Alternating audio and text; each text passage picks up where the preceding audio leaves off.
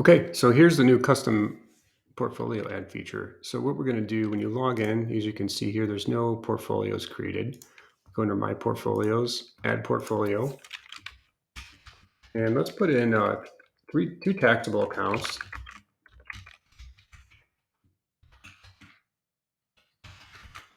And actually, we're just going to do two taxable accounts. We'll do a savings with like B of A, be common, and we'll put in a couple retirement accounts. So we'll put in 401k is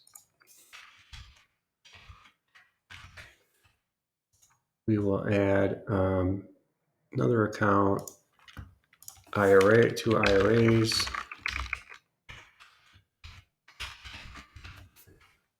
Add that, and we're going to add one more IRA for hers.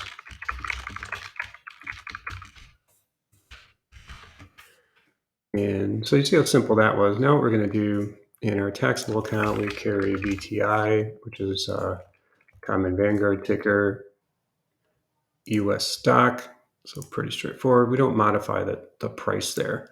We're going to add a custom asset here of cash. As we come down here, which is pretty common. Obviously, we have some cash in there. Savings, this is going to be a custom asset of cash.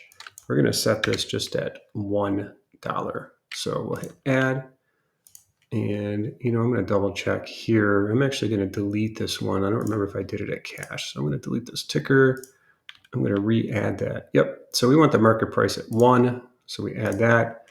And by the way, if you notice, this is another new feature that we just added was this row delete that I'm going to cover in another video. Okay, so now we have taxable with Fidelity, VTI cash. We have savings with just cash. In our 401k, we do have a little bit of cash in there. Actually, let me take it back. Let's add VXUS. Comes up. That's going to be international stock. And leave the market price there, which is calculated automatically for you. And in this one, we're going to add VNQ as well. So let me go back. We're going to add VNQ, which is a REIT index.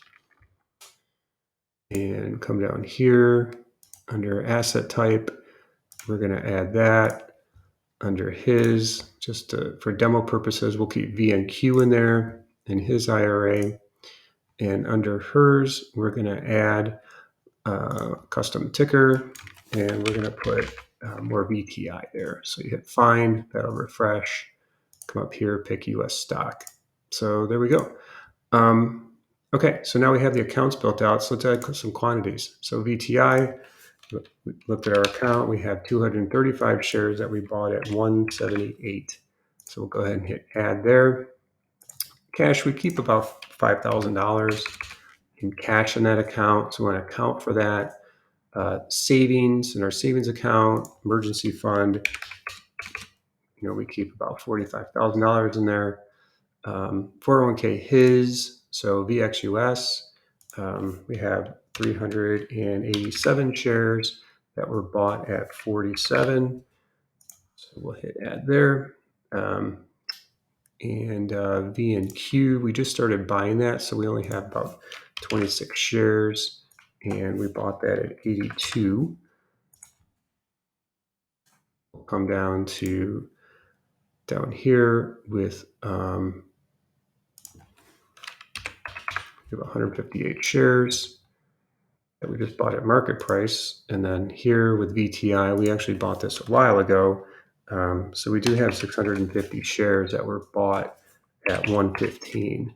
So there we go. That's our current asset allocation. Now, again, you're under my portfolios. You could add additional portfolios. You could add like for within taxable, like if you own, for example, just you have some Microsoft stock.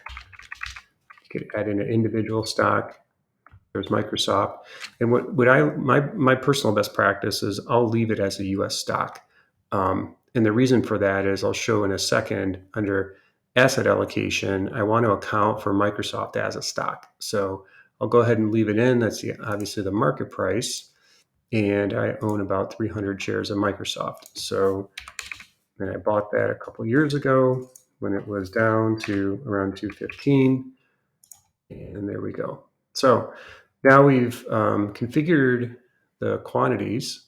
And if we come up here to dashboard, then you'll see when this populates, you're going to see this built out. And the next thing we're going to do is asset allocation.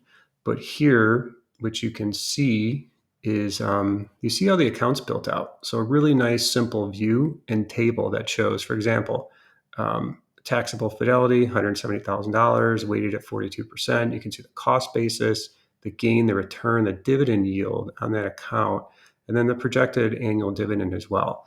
Up here, you see the current asset allocation broken down by the categories. That's why the categories here are really important when they're added under the asset type, because when you come back here to the dashboard, that essentially is how each of those assets are tagged. And you can create custom asset types and modify those however you'd like. If you want to see commodities, jewelry, real estate, any configuration, it's really unlimited in how you want to do that. So next, let's come up under asset allocation. This is really important. So let's say that we keep 60% US stock, 5% cash, which is pretty common. International, we want to be at 20%, which then leaves 15% in REIT. So you see how easy that was. I have my current amount, which is automatically calculated for me. The only thing that you need to input is whatever you want your target to be. And here, this does the calculation for you. It shows a delta percent. So for example, US stock, 68.3, 60%. Here, cash, et cetera, et cetera. And now the really powerful view is when you come back to the dashboard. This will provide a nice visual of your current versus your target asset allocation in a single view. So there you go. So now you can see a nice visual US stock, 181,000. That's 68% of the account. Over here, you want to be at 159. Okay. And so the difference is 8.31% or about $22,000. So really not super far out of balance, but again, provides a nice visual. Now, as you add money or make any adjustments, it's again pretty easy. Just go back under my portfolios, and you can make any of the adjustments that you need. If you sold your Microsoft, you can hit delete. That will auto-populate, etc. And let's go back to the dashboard. Now you see the full dashboard view that has everything in here. If you come down and click on any of the individuals, then you also get a detailed view of that specific account or portfolio. And as you see it populated, so it does show the annual dividend, the total portfolio return, in percent, in dollars, and the dividend, and the expected dividend annually. And then you can make the adjustments. You can add more shares, you can subtract shares, or you can delete the portfolio. You come under my portfolios, that's where you can delete the specific row. So my recommendation is to do all of the modifications within the My Portfolios view.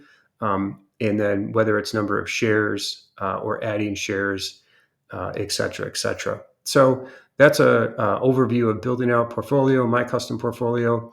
Last thing I'll show, if you do want to go in and add, there are a number of portfolios that are pre-built. Like for example, if you want to do Vanguard 3 fund portfolio, et cetera. But this demo was focused more on specifically building a custom dashboard, building things from scratch, and giving you the full flexibility in really this platform. You can see in the full portfolio the expected annual dividend. There's a feature that we were working on. This will be fixed here pretty quick on portfolio return. And you see the total portfolio value and the dividend. So very nice, simple view to be able to see the full power across all of your assets. So hope you enjoyed the video.